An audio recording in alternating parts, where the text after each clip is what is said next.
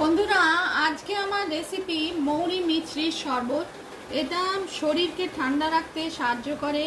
এই গরমে আমি তৈরি করলাম।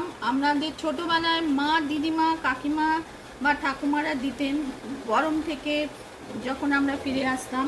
এই রেসিপি আমি তৈরি করলাম।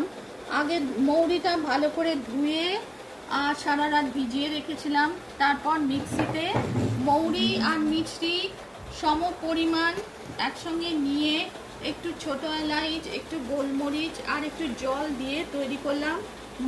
তারপর ছেঁকে নিয়েছি ছাঁকনি দিয়ে।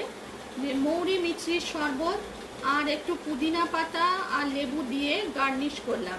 রেসিপি পছন্দ হলে লাইক করবেন, চ্যানেলটিকে সাবস্ক্রাইব করার অনুরোধ রইল। মৌরি মিছরির শরবত শরীরকে ঠান্ডা রাখতে গরমকালে এটা সাহায্য করে, আর মৌরির অনেক গুণ রয়েছে।